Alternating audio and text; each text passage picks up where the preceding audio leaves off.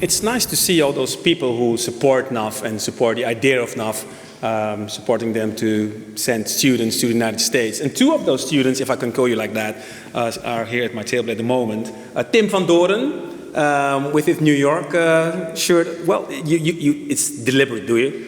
It's kind of deliberate, but it's also my comfy sweater, so... Okay, it's your comfy sweater? Yes. Okay, and it suits you. Tim van Doorne, and here Gwendolyn Benschop as well, with Ghana roots as well, so we Ghana represent. Tim, first, you participated in a Dekker Padgett Dutch to USA internship program. Maybe you can enlighten us what that is. Yeah, so this program basically gives financial support to Dutch students who have the ambition to really kickstart their career through an internship in the US. And specifically, it focuses on those students who perhaps don't have the financial means to really go out there. And really, with those extra confidence provided by the NAF, I really was able to kickstart my dream and go to Washington, D.C. What did you do there? I worked at the Netherlands embassy over there, so as you can see, I have the same pin. I had to work for it. Oh, I love that. Yeah. I like that. I had to work for it. You're right. You're so right. So how did you like it there? So what do you have to do? So basically, I have to follow everything about Netherlands in the US news, and that basically goes from stroopwafels to what the foreign ministry is communicating with the rest of the world. So it's really seeing what the Dutch mission is in the US and focusing on how to communicate that effectively. How long ago is it? Sorry? When was it? It was in February 2020, so I had the ambition to go there for 6 months. Unfortunately, COVID came along, and I was lucky to be supported back to the Netherlands. Oh. Wonderful! I really loved hearing that story, and especially like seeing you also with that pin on. And Gwendolyn, you also had the opportunity to experience the Dutch to USA internship. Tell us about what you did, and also, I'd love to hear how it impacted your life. I interned with the IRC, International Rescue Committee, in Atlanta for a period of 5 months. Okay. And I worked closely with refugees and their resettlement. So I had the opportunity to do grant research, fundraising, help them with their donations, and what kind of impact?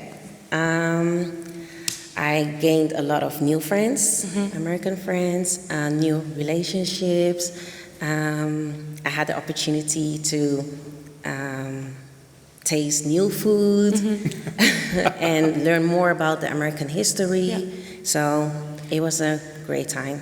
And how do you feel that you've brought some of the value that you gained in that experience back into your life now? I'm actually curious, maybe for both of you, I don't know how exactly, if we have so much time, but how is this translated to benefit also the other, people that you work with and live with, but also your lives? First of all, I became more matured. Okay. Here I lived with my mom, so I had an opportunity to stay by myself. So I matured a lot in that way. And the internship was a good beginning for my career.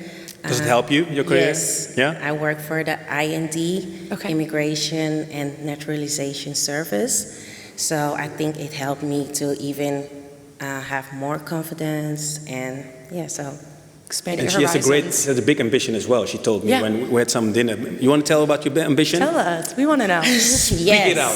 Tell it. Because if I want to end up with United Nations. Okay. So hopefully one day my dream will come true. Oh, excellent. I believe it. Yes. I think you have that fire in you. We also have contact with Sarah Cameron Sunday. Sarah, you're in New York at the moment. I think you have a Black Lives Matter pin on. Can you tell us a bit about your NAF experience and what you did? Yeah, so I was not part of the student program, but in 2015 I'm an artist, and I came over to the Netherlands, and I created the fourth work in my series called 36 6.5 observational performance of the sea. It's a series of performance and video works where I stand in a tidal bay starting at low tide, and I let the water rise up to my neck, and then it goes back down again. And I work with the community and invite them to participate with me. How did it help you, this experience? Well, I was really launching the project on a global scale when we were in the Netherlands. So it really, and I worked with some amazing artists, and we really were able to build out the project in the way that I had intended. There was an exhibition then in Amsterdam afterwards, and NAF really came in to support this crazy idea that I had, and it was incredible to be actually collaborating with Dutch artists and spending 7 weeks on the ground making this work. Laid the groundwork for the rest of the series, which still continues today. And behind me is a photo from Aotearoa, New Zealand, where I was actually over there when COVID hit. We were 6 days away from the 8th performance work when the country shut down and I had to come home.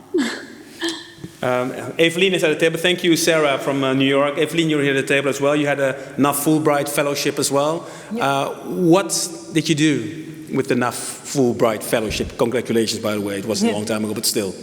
Yeah, it was really nice to receive it. It was actually a NAF-Kika combination. So I did research in pediatric oncology.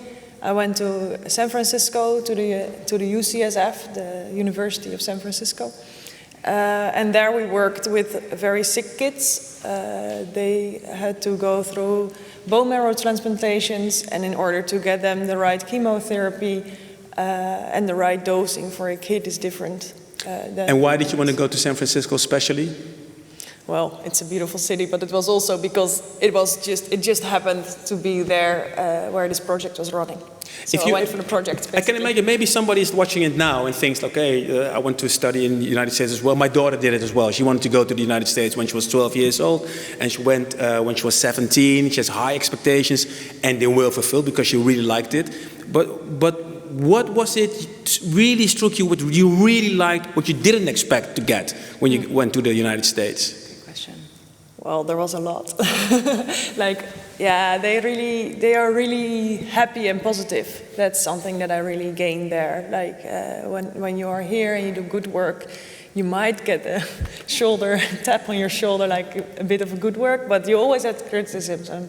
And over there, when you do a good job, they tell you you're smart, good job. Right, good job, let's continue. And that's really motivating you to continue your work and to work even harder and get the best out of yourself. Is that your experience as well, Gwendolyn? Yes, Americans in general are very friendly, and they had a great impact on me as well.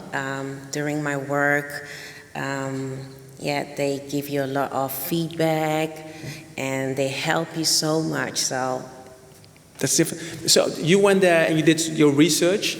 What was the main conclusion you had after you left the States and you came back? What did you bring with you? About the research? Yeah. I mean, yeah. So we had one case study which I still remember. It was about kids who went through CAR T cells. So that's more immunotherapy, and then that therapy didn't work out. So they said, okay, then maybe we can still do a bone marrow transplant as a last resort, to do for these kids. But then it turned out that it never worked. Like the transplant never really started properly. So we did a case study on 6 of these kids, and basically I could also give back to the doctors over there that it is not your last savior because it doesn't work. Yeah. What's your ambition now? Yeah, there's big ambitions already heard. So I know, but I'm curious. In research, when big dreams, maybe become a professor once, but let's see how a professor. Goes. Yeah. In what field? In oncology? In translational science. Yeah. Wow. Thank you both. Thank you. Thank you, the 4 of you. Thank you so much.